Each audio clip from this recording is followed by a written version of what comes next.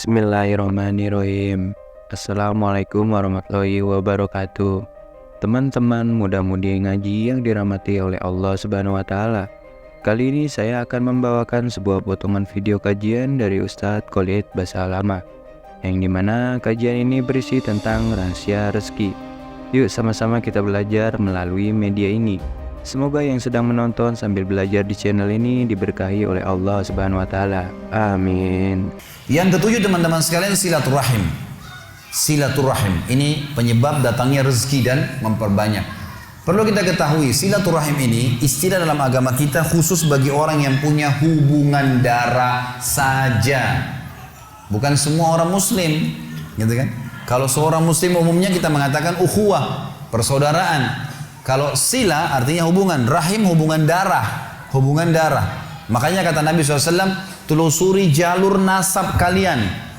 Saya sarankan sini teman-teman, mulai malam ini kalau bisa, coba ingat-ingat siapa kakeknya, ayah kakeknya. Kalau ada orang tua kita yang masih hidup, tanya, buat jalur nasab.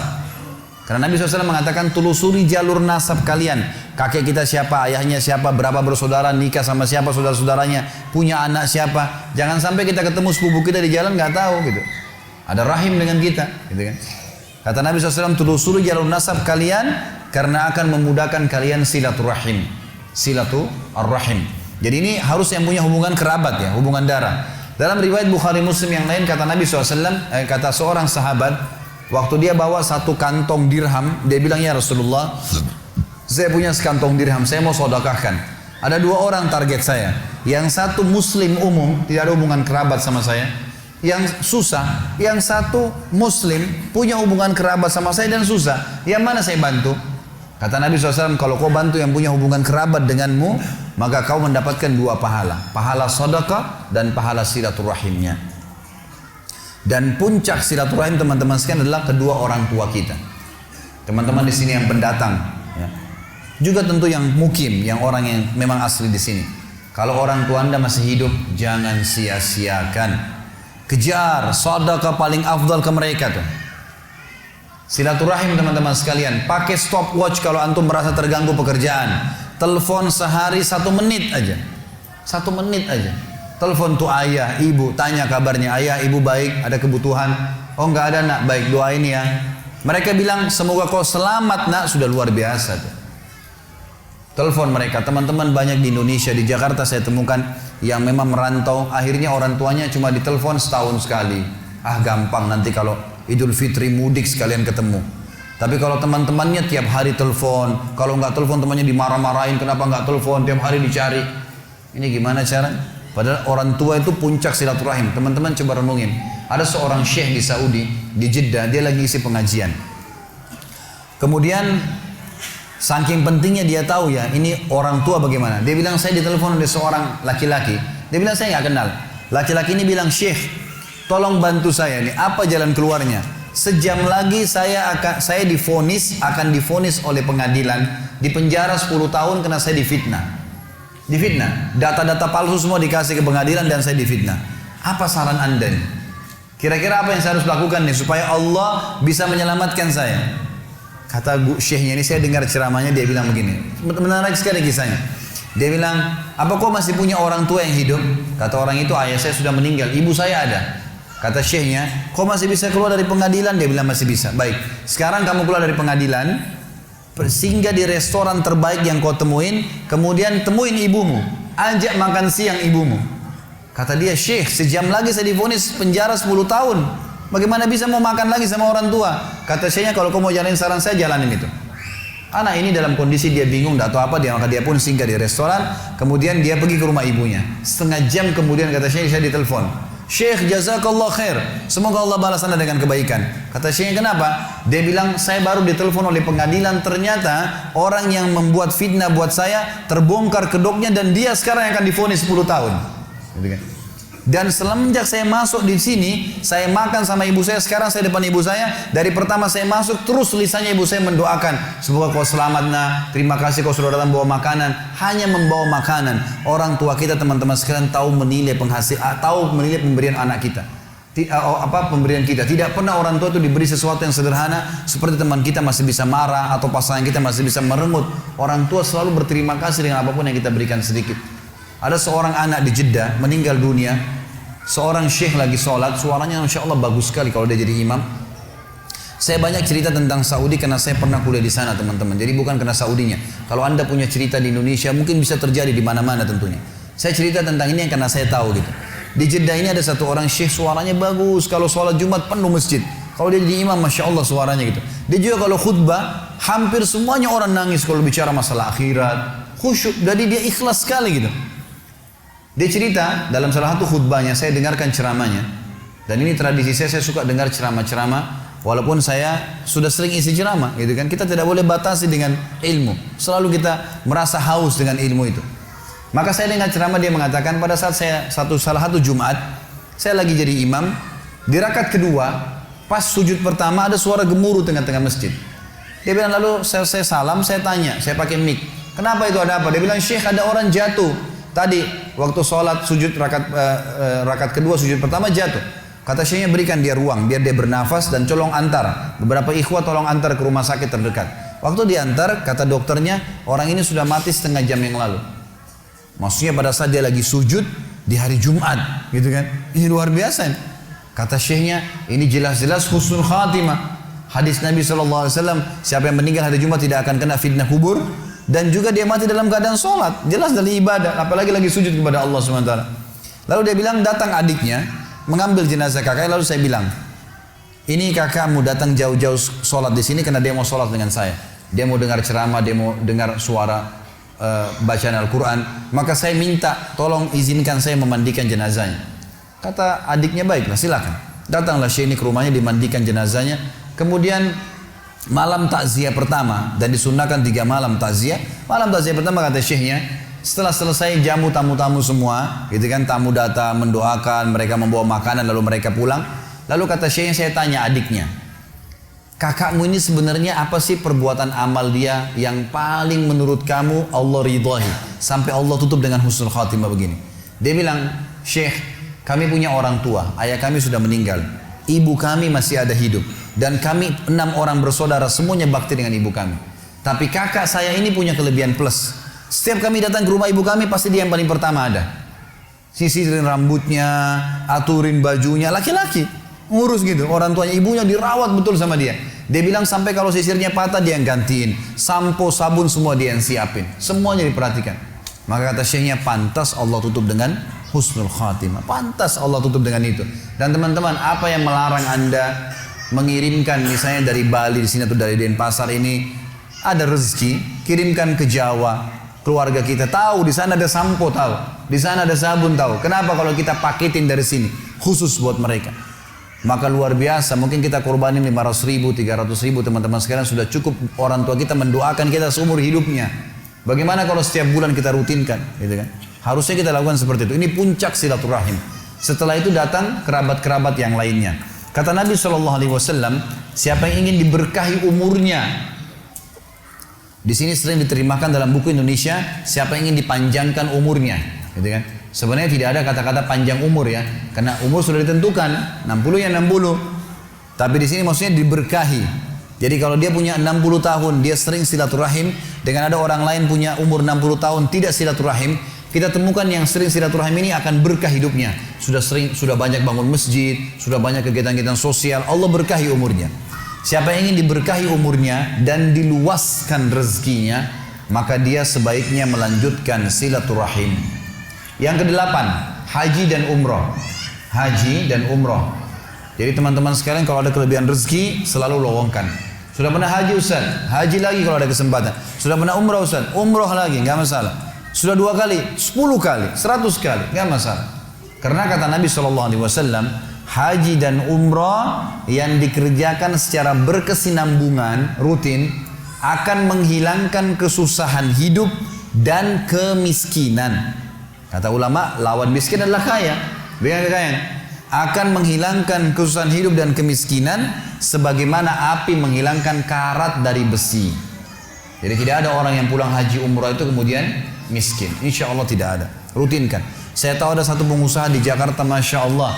Allah berkahi, sudah tua sekali. Mungkin umurnya sekarang sudah mendekati 90 tahun, 80 tahun lebih. Tapi masih sehat, masih jalan. Banyak usahanya masih jalan. Dan saya dapat informasi dari berita yang saya bisa percaya. Dia Masya Allah 3 minggu di Indonesia, seminggu selalu di Mekah sama Madinah. 1 bulan itu, 3 minggu Indonesia, 1 minggu di sana. Ibadah sama istrinya berdua. Udah, tiap minggu. Subhanallah, buildingnya banyak di Jakarta. Disewain orang, dijual beli, lalu untung, Masya Allah. Dibuka rezekinya oleh Allah SWT. Jadi sering umrah, sering haji teman-teman sekalian. Kalau ada yang bilang sama saya, Ustaz, mana yang saya dahulukan? Saya mulai modal usaha atau saya umrah sama haji? Jawaban saya umrah sama haji. Kecuali Anda pertemukan dengan utang lain. Utang harus wajib didahulukan daripada ibadah-ibadah seperti ini. Tapi kalau enggak, maka lakukanlah umrah itu.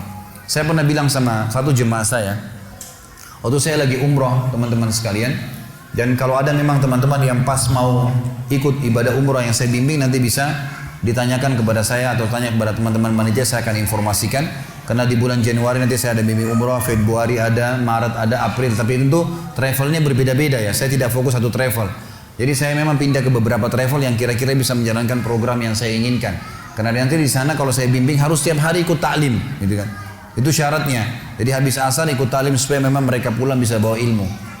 Ringkas cerita teman-teman sekalian, umroh dan haji ini kalau kita kerjakan maka akan sangat membantu untuk mendatangkan rezeki.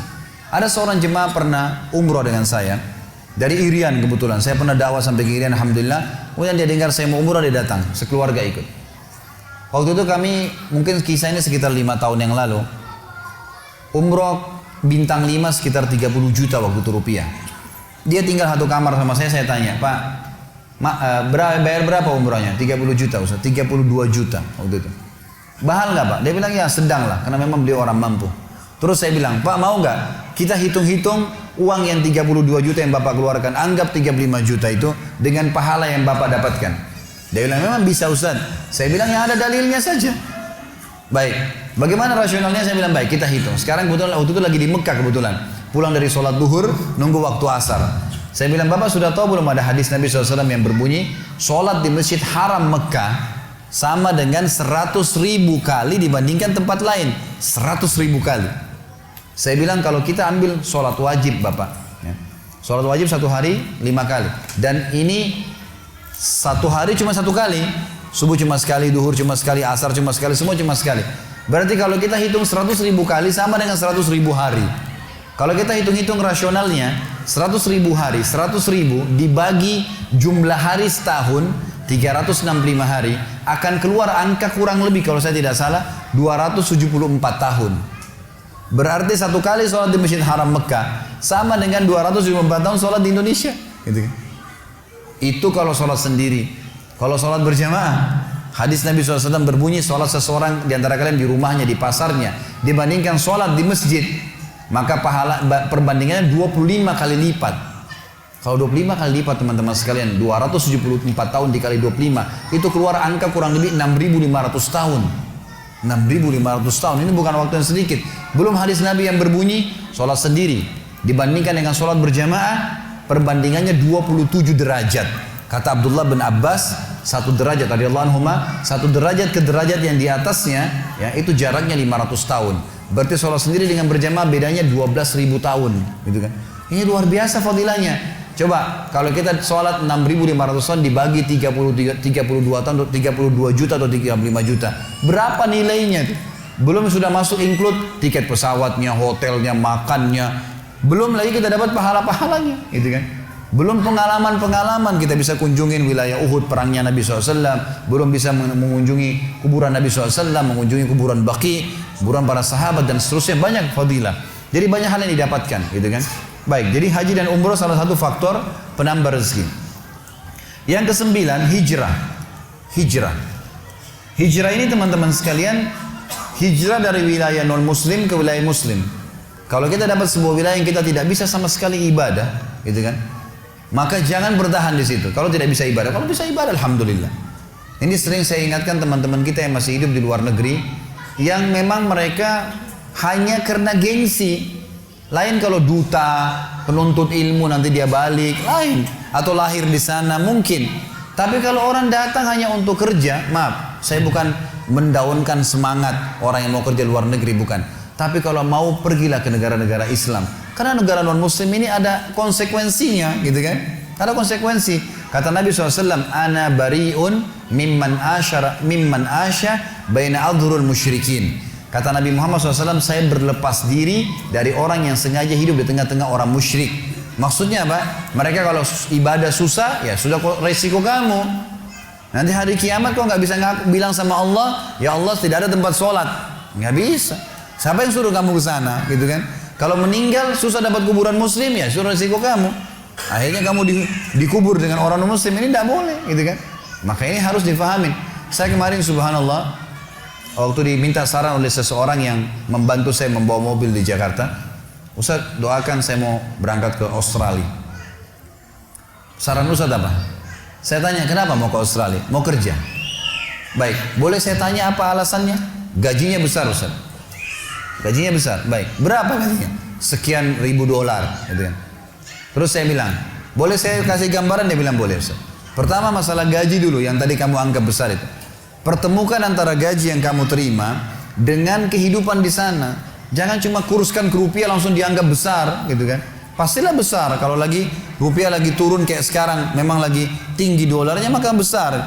Tapi jangan seperti itu. Coba lihat bagaimana kehidupan sana. Ternyata sewa rumahnya mahal, kehidupannya mahal. Juga nanti bisa ditabung sedikit sekali. Itu pertama. Yang kedua, alasan banyak orang keluar negeri karena gengsi. Ada karena salju lah. Salju ini ada apa teman-teman sekalian? Kalau turun dingin, nggak bisa jalan, gitu. Susah, bau nggak enak, gitu kan? Pakai baju berlapis-lapis. Tapi orang kita kan nggak ada salju di Indonesia, bangga foto dekat salju, padahal sudah menggigil. Apa salju itu? Kalau anda mau salju gampang, ambil es batu blender, udah sama. Masalahnya itu, saya pernah temukan, saya diundang ke Australia ceramah waktu itu sama orang-orang kita, orang Indonesia. Saya ke Melbourne sama Sydney. Waktu saya tiba di Sydney, ada pengajian di rumah satu jamaah, banyak orang yang datang, Masya Allah. Kemudian ada satu orang bapak di belakang bertanya kepada saya, Ustaz, apa hukumnya sholat sementara di baju saya ada kotoran manusia? Saya bilang, sebentar Pak, sebelum saya jawab, kenapa bapak bertanya begitu? Bisa saya tahu? Dia bilang, saya tinggal agak jauh dari Sydney, sekitar 2-3 jam naik mobil. Saya dengar Ustaz datang, ceramah saya ingin dengar.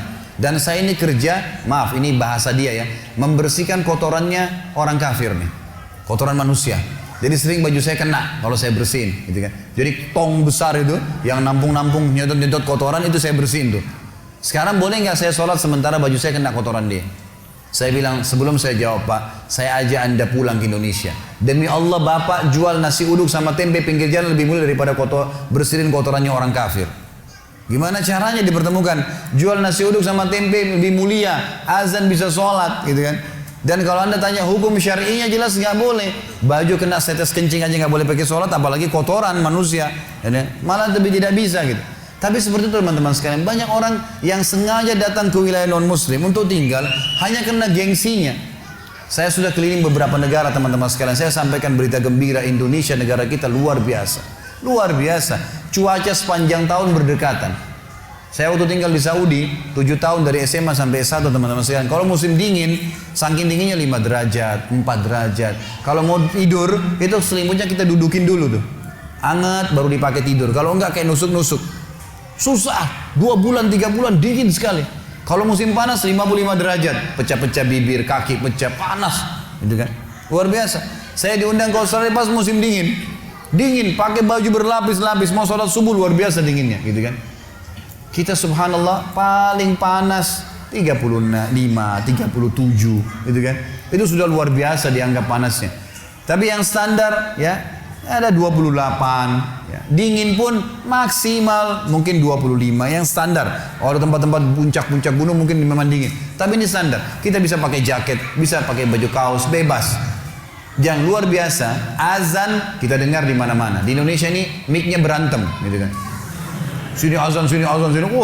Kita keluar jam 12 lewat 10 Jumat, keluar jam 12 masih dapat saf pertama tuh.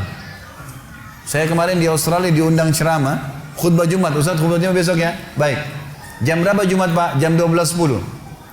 Saya udah siap-siap dari jam 11. Jam 12 lewat 10 baru dijemput. Loh ini mau khutbah nih. Pas datang saya bilang, loh Pak 12.10 loh ini. Dia bilang enggak Ustaz, di sini Jumatnya kita tunda sampai jam 1. Loh kenapa ditunda sampai jam 1 Pak? Kan 12.10 Jumatnya. Iya orang-orang Islam sini pada kerja, nggak bisa istirahatnya jam 1 siang sampai jam setengah 2. Jadi waktu itulah mereka gunakan untuk Jumat. Subhanallah, Jumat pun ditunda gara-gara kerja, gitu kan. Ini gimana ini? Kita alhamdulillah di Indonesia hidup tenang, enak, tentram, luar biasa. Maka teman-teman sekalian, hijrah itu kalau kita pindah dari wilayah non muslim ke wilayah muslim justru menjadi penyebab rezeki. Dalilnya surah An-Nisa, surah nomor 4 ayat 100. Allah Subhanahu wa taala mengatakan, a'udzubillahi minasyaitonir rajim, wa may yuhajir fi sabilillah yajid fil ardi muragaman katsira wa sa'a. Siapa yang berhijrah menuju ke wilayah Islam sehingga dia bisa leluasa beribadah, gitu kan? Maka dia akan mendapatkan muragaman katsira, peluang-peluang yang sangat banyak Allah kasih, wasa'a, dan keluasan rezeki. Keluasan rezeki. Hijrah ke wilayah yang bisa kita ibadah kepada Allah Subhanahu wa taala. Kemudian yang ke-10 teman-teman sekalian adalah doa. Berdoa kepada Allah Subhanahu wa taala, selalu ikutkan dengan doa. Sebelum berobat ke dokter, berdoa dulu agar Allah jadikan dokter itu penyebab sembuh kita. Sebelum membuka usaha, berdoa dulu, gitu kan? Ya Allah, saya mau buka usaha ini, berkahilah. Begitu. Banyak orang menjadikan doanya nomor 30, gitu kan? Kalau mau ke dokter, dokter dulu, dok sembuhin saya, dok penyakit saya begini. Ya, terus kalau sudah mentok, dokter udah nggak bisa, baru ya Allah sembuhin saya. Ini terbalik ini. Allah akan biarkan dia kalau seperti itu. Makanya kata Nabi SAW, Allah berfirman dalam hadis qudsi, wahai anak Adam, kalau kau gantungkan nasibmu padaku, aku akan menjadi pencukup bagimu. Tapi kalau kau gantungkan nasibmu pada selain aku akan biarkan kau dengan nasibmu. Jadi kita harus menggantungkan memang nasib kita kepada Allah Subhanahu wa taala. Doa ini teman-teman sekalian adalah curhat kepada Allah. Dan kalau anda mau lebih lengkap bisa dengar ceramah saya dahsyatnya doa. Ada di YouTube jelas diangkat 2 jam tablik akbar, dahsyatnya doa, gitu kan? Ini memang saya jelaskan panjang lebar, tapi saya ingin ringkaskan sebuah hadis Nabi berbunyi, tidak ada seorang muslim pun di muka bumi yang berdoa kepada Allah, kecuali Allah akan berikan melalui 3 tahapan. Bisa dikasih langsung Allah kasih, ya Allah sembuhin, ya Allah berikan rezeki, Allah kasih. Atau Allah hilangkan musibah yang akan menimpa dia. Atau Allah akan simpankan dalam bentuk pahala yang dia panen pada hari kiamat. Kata Nabi SAW dalam sebuah hadis yang lain, nanti ada orang hari kiamat datang diberikan pahala bergunung-gunung. Lalu mereka berkata kepada malaikat, pahala apa ini? Kayaknya kami belum pernah kerjakan nih. Kata Nabi, kata para malaikat, ini doa-doa kalian yang belum kalian dapatkan balasannya di dunia. Jadi tidak ada yang sia-sia, semua akan panen.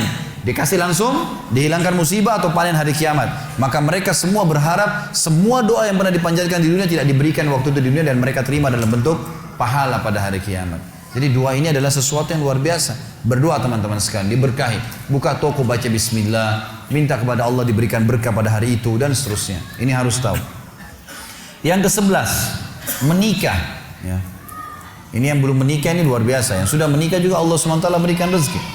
Jadi Nabi SAW mengatakan 3 golongan yang pasti Allah kasih rezeki. Pasti kasih rezeki. Dijamin oleh Nabi SAW dalam hadis sahih. Yang pertama adalah mujahid di jalan Allah. Pergi berperang di jalan Allah, biar cuma modal baju di badan tuh, pasti hidup tuh. Saya dapat berita di Gaza, di Palestina. Kemarin waktu 3 minggu lalu sempat umroh bimbing ke Aqsa. Lalu saya ngobrol sama orang-orang Palestina. Ada informasi, jadi ada wilayah yang belum dicaplok sama Yahudi tuh. Dan semoga Allah tidak akan membuat mereka merebutnya gitu. Namanya Gaza, jalur Gaza yang sering kita dengar. Di situ tuh subhanallah banyak anak-anak muda mereka sekolah. Kalau pagi mereka sekolah sampai siang, pulang dari sekolah udah langsung pakai tutup wajah, ambil segelas air mineral, sebotol air mineral, bawa Al-Quran, duduk di puing-puing rumah mereka, nunggu ribat sampai malam, gitu. Nunggu di situ. Tiap hari begitu jihad jalan Allah, gitu kan? Dan mereka dokter, mereka jadi insinyur begitu tiap hari. Begitu kerjanya. Subhanallah, dengan modal air mineral 1 gelas hidup.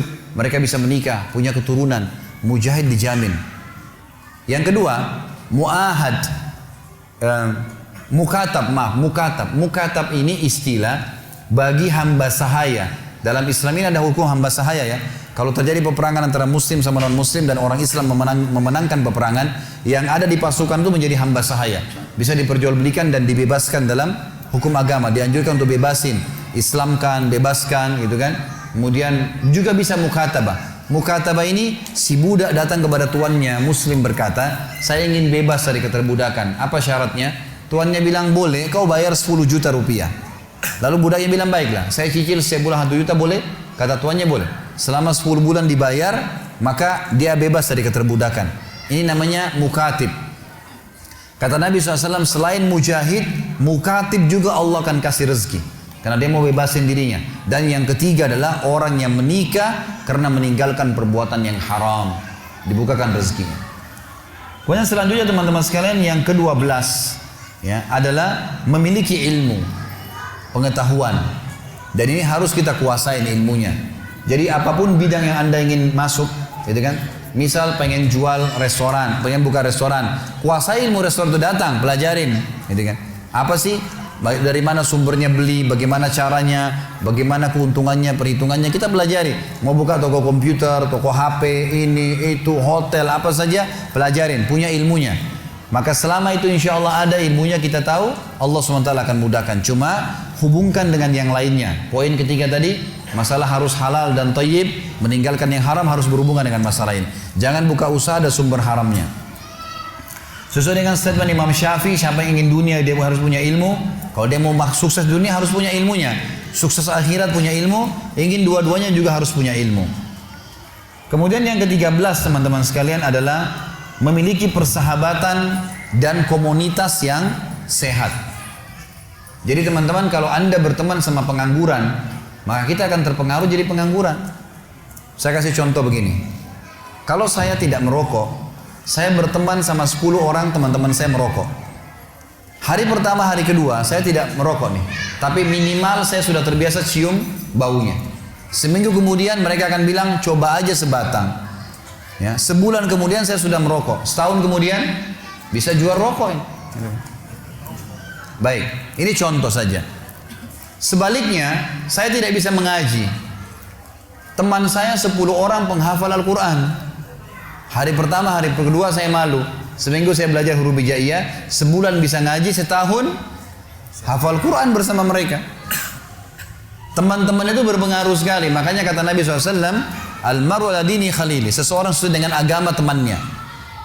Komunitas, kita berteman sama pengusaha-pengusaha, kita jadi termotivasi untuk itu. Berteman sama pengangguran, kita akan jadi pengangguran bersama mereka. Makanya perlu membentuk, dalam bahasa Arab namanya bitana salihah, lingkungan yang sehat. Kalau kita kenalan sama orang umumnya tidak masalah, tapi sahabat-sahabat dekat harus orang-orang yang berprestasi. Maaf teman-teman, saya ingin berbagi pengalaman di sini. Masih bisa waktunya? Baik, saya pernah waktu kuliah di Madinah. Ini pengalaman saya sering ceritakan karena memang saya rasa itu prestasi yang saya dapatkan. Dan saya ingin berbagi supaya teman-teman juga bisa ngambil jadi pelajaran. Saya sekarang motivasi anak-anak saya untuk menerapkan itu, gitu kan. Saya pernah waktu kuliah tingkat 1 kuliah di Madinah teman-teman sekalian, nilai saya standar saja, biasa gitu. Terus kemudian muncul di benak saya, kok bisa ya? Waktu saya masuk ke kampus, baru mulai semester baru lagi tingkat 2 kuliah, ternyata tempat penerimaan beasiswa tiap bulan kami antri dikasih beasiswa 840 real oleh kerajaan Saudi. Kasih beasiswa. Waktu itu ada orang antri, saya lihat cuma sekitar 7-8 orang. Saya lihat teman-teman saya di kelas, saya tanya, "Akhi, ini antri apa? Ini kan belum akhir bulan, kok sudah terima beasiswa?" Dia bilang bukan, ini dikasih 1000 real bagi orang yang cum laude. Nilainya 90 sampai 100 ini dapat 1000 real nih. Oh begitu. Baik, saya masuk kelas. Mulai saya berpikir waktu itu, bukan masalah fikir 1000 realnya ya. Saya berpikir, kok bisa teman-teman saya yang 7-8 orang ini cum laude? Apa kelebihan mereka? Dia punya 2 mata, saya juga punya 2 mata. Dia punya 2 kuping, saya juga sama. Waktunya juga dia 24 jam, saya 24 jam. Kalau mereka 27 jam, ada bonus 3 jam mungkin. Gitu kan? Ini enggak sama-sama. Kok mereka bisa, saya enggak bisa ya? Coba saya pelajarin. Saya lihat teman saya yang paling tinggi nilainya. Ada satu orang dari Somalia namanya Abdurrahman. Masya Allah, orangnya baik sekali. Selalu ranking 1. Selalu cum laude nomor 1. Dan nilainya 100, 100, 99, 97, 96, naik lagi 100. Begitu terus. Gitu kan? Kita ini subhanallah waktu itu saya tinggal 1 kuliah dapat 75 aja sudah luar biasa. 75 nih bang. Kok bisa nih orang? Dari mana bisa nilai 100 nih? Saya coba undang dia, selesai kuliah saya bilang, Akhi Abdurrahman, nanti habis Isya tolong mampir ke kamar saya ya. Jadi kami dulu tinggal di asrama, building-building, ada kamar, satu kamar 3 orang. Jadi beda-beda warga negara supaya bisa pakai bahasa Arab gitu. Oh iya baik Khalid, saya datang insya Allah. Baik datang. Saya udah siapin nih, ini orang kaum laut nomor 1. Yang saya bayangkan adalah yang dia lakukan pasti akan bicara masalah kitab ini, kitab itu, ilmi, semua pasti masalah ilmu nih gitu kan. Saya sudah siapin buku-buku rujukan, saya sudah siapin buku tulis sama pulpen, saya mau catat apa yang dia bilang nih. Datanglah dia, saya siapin makanan, minuman, habis ngobrol. Setelah sementara ngobrol, sampai 2 jam dia duduk, enggak satu pun bicara masalah buku. Enggak bicara masalah bab ilmu, enggak bicara apa-apa. Loh bicaranya masalah negaranya dia, Somalia dengan negara kita Indonesia, ditanya-tanya sama dia. Lalu itu kami masih bujang, belum nikah. Kemudian dia tanya, ini cerita tentang nanti kriteria wanita kalau kita nikah seperti apa nih. 2 jam ngomong masalah itu. Loh, ini orang nggak bicara masalah bab ini, bab itu. Saya udah siapin boleh mau catat, nggak ada nih.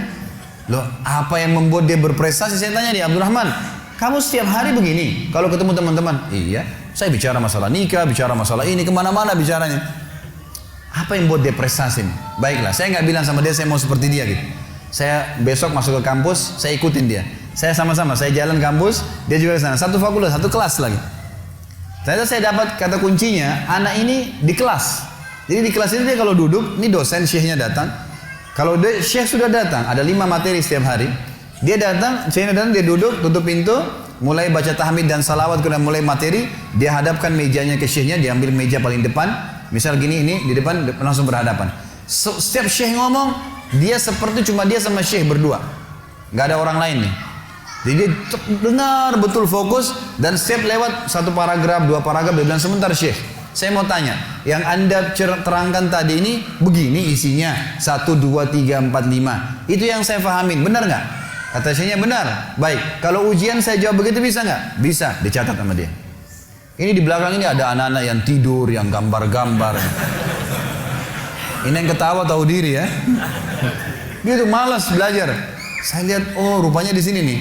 Saya coba pindah ke meja depan, lalu kemudian mulai besok saya lihat. Dan dia catat-catat semua tuh. Oret-oret nanti pulang ke kamar diperbaiki nama dia. Dan subhanallah tulisan dia itu, kalau hari ujian teman-teman sekalian ditaruh di fotokopian. Difotokopi sama anak mahasiswa dibaca. Berapa banyak pahalanya orang ini. Ayat hadis dihafal, tulisan tangannya. Dan dia kena tulis sesuai apa yang dia faham, gitu kan? Dia udah nggak, dia tinggal baca sedikit udah tahu. Dia sudah faham di kelas, gitu kan? Mulai besok saya bawa buku tulis, bawa pena, dia di sini, saya di sebelahnya. Gitu. Dia bertanya, saya juga bertanya. Gitu.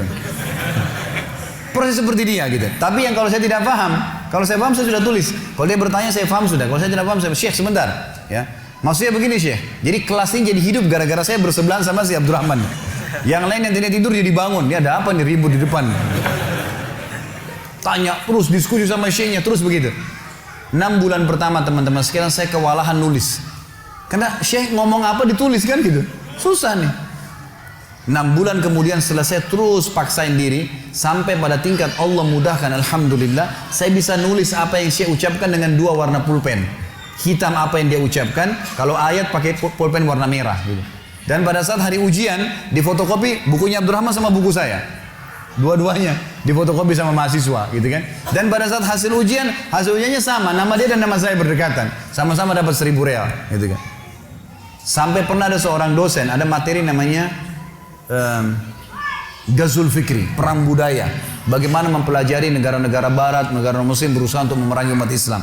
Materi yang ada seorang dokter, orangnya baik, tapi beliau suka pakai bahasa ammiah, bahasa pasaran dalam menerangkan materi. Jadi nggak semua orang paham gitu. Maka Syekh ini kalau ditanya, Syekh, teman-teman dari Afrika tanya, Syekh, ana belum mengerti Syekh. Dia bilang, ente kembali ke buku. Nggak dijelasin lagi gitu kan. Ini gimana cara memahaminya orang ini gitu. Tapi apa yang saya sudah ambil kata kunci, Syekh, maaf, yang anda terangkan seperti ini maksudnya. Iya benar. Yaudah, bukunya mana Syekh? Ini rujukannya. Saya beli bukunya nanti, gitu kan. Subhanallah dia datang dari angka 100 nilai full, 70 nanti di kertas, 30 ini teman-teman sekalian dikasih ujian di kelas, ujian tulisan 30. Dia datangkan 5 soal, dikasihlah ujian. 2 kelas waktu itu tingkat 4 kuliah, tingkat 3 atau tingkat 4 kuliah, 2 kelas ini gitu kan, penuh, kurang lebih 100 orang lah jumlahnya. Dikasih ujian, datang sini minggu depan marah-marah. Kalian apa ini? Bagaimana kalian jawab nanti di ujian utama? 70 angka kalian bisa dapatkan, 30 aja susah didapatkan. 5 soal saya jawab, tanya nggak ada yang bisa jawab. Kalian salah semua. Orang semua balik ke arah Abdurrahman, ke arah teman-teman yang lain ini. Ini mereka pun dianggap salah sama syekhnya. Ini gimana nih? Gitu kan? Lalu bagaimana? Terus dia bilang, semua salah kecuali ini nih, bahasa lama dapat 30. Terus saya kaget, teman-teman juga lihat ke saya. Saya tanya, Syekh, saya benar jawab semua. Dia bilang ente benar semua, dapat 30. Setelah itu saya pulang ke kamar, Abdurrahman datang ke saya bawa buku tulisnya. Bahasa lama sini, saya mau tulis. Dia tulis dari saya gitu. Subhanallah, hanya karena berdekatan sama seorang yang pintar, kita jadi pintar tuh. Hanya ikutin caranya dia. Ciplak saja. Bayangkan kalau kita berteman sama yang di kelas tidur di belakang, nyoret-coret, datang kapan mau datang, akan sama dengan mereka. Angka lulus 60, carinya 60, ya bisa tidak dapat 60 kan? Kalau kejarnya 100 bisa dapat 90. Dan ini luar biasa. Makanya harus kejar bentuk persahabatan yang baik, itu penting. Baik, selanjutnya yang ke-14 teman-teman sekalian adalah memiliki keterampilan. Tapi kalau yang saya bahasakan gini, kreatif ya, kreatif ini, dan juga inovatif ya, kreatif dan inovatif. Dalam ilmu bisnis, saya mengambil S2 di manajemen pendidikan dan saya sempat mempelajari pada saat itu. Jadi beberapa perusahaan-perusahaan memang berkembang pesat karena ada poin-poin, banyak poin-poinnya. Di antara poin-poinnya itu adalah masalah bagaimana perusahaan itu akan sangat luar biasa sukses jangka panjang kalau mereka kreatif dan inovatif. Mereka selalu berusaha untuk bisa punya produk. Kalau ada orang di antara Anda dagang, ngambil produk orang yang sudah ada, boleh, nggak masalah. Berkembang, dapat untung iya, tapi kita sedang mengembangkan merek orang lain. Yang sukses sebenarnya adalah bagaimana mengembangkan merek sendiri. Kalau punya merek sendiri memang jangka pendek dia belum bisa dapat langsung, tapi jangka panjang itu besar. Satu kali sukses maka orang akan pakai nama kita. Ini yang dimaksud dengan inovatif dan ini kunci kesuksesan sebenarnya. Bagaimana seseorang bisa mengembangkan potensinya. Daripada kita jual barang orang lain, lebih baik kita belajar untuk coba mencari ya produk-produk yang bisa kita kembangkan sendiri. Dan ini yang saya bahasakan dengan kreatif dan inovatif. Tentu ini sesuai dengan sabda Nabi SAW dalam riwayat Imam Bukhari Muslim, kata Nabi SAW, Inna Allah yuhibbu min abdin idha amila amalan an yutkinahu. Allah cinta seorang hamba kalau dia mengerjakan satu perbuatan dia menguasainya. Ada profesionalisme di sini dan dia punya kreatif, inovatif dalam mengembangkan usaha-usahanya. Teman-teman kalau lihat ada baju bagus, saya punya pengalaman, saya datangin beberapa teman-teman konveksi dan saya mengatakan kepada dia, akhi boleh nggak? Saya mau ambil baju dari anda ini, tapi dipasang merek saya. Keberatan nggak? Dia bilang nggak keberatan. Silakan. Asal orderannya sekian misalnya. Baik, saya pakai merek saya jual di Jakarta sekarang merek saya misalnya. Memang betul saya tidak bisa buat produk jahitnya, tapi dia bisa siapin. Dan saya tidak menipu dia, karena saya izin dan dia izinkan. Yang penting kuantitinya masuk. Dan itu satu hal yang bagus. Akhirnya yang saya kembangin adalah produk saya, gitu kan? Otomatis secara seperti itu. Ini yang saya maksudkan, jadi bisa mengembangkan dengan masalah itu. Dan yang terakhir teman-teman sekalian adalah yang ke-15 ya. Ini sebenarnya ada 20 poin, tapi saya belum susun semua lengkap. Adalah kejujuran ya. Kemudian juga afaf. Afaf ini teman-teman sekalian tidak membuka pintu merengek, minta-minta, mengemis. Tidak membuka pintu mengemis. Kalau jujur, ada hadis Nabi SAW yang berbunyi, Allah Subhanahu wa Ta'ala akan memberkahi seorang pedagang dan pembeli serta pemilik utang yang jujur. Di sini kata ulama hadis, dimaksud diberkahi adalah Allah akan lipat gandakan tambahan rezeki bagi pedagang, pembeli dan pemilik utang yang sedang utang yang jujur. Ini termasuk dalam hadis yang dikatakan tadi. Kemudian afaf, tidak mengemis, kata Nabi SAW, tidak ada orang yang membuka pintu minta-minta kecuali Allah akan bukakan baginya pintu kemiskinan. Dan tidak ada orang yang menjaga kemuliaan dirinya tidak minta-minta. Lain ini minta, ini mengemis ya. Beda kalau antum sedang nawarin proyek untuk investasi, itu lain. Ini bukan ngemis namanya, ngajak orang untuk investasi, ngajak kerjasama lain. Ini memang ngemis. Lalu dia beli rumah dari kemisannya, dia beli makanan dari kemisannya, ini semua hal yang tidak boleh. Kata Nabi SAW, dan tidak ada orang yang menjaga kemuliaan dirinya, tidak ngemis, kecuali Allah akan bukakan untuknya pintu kekayaan. Pintu kekayaan.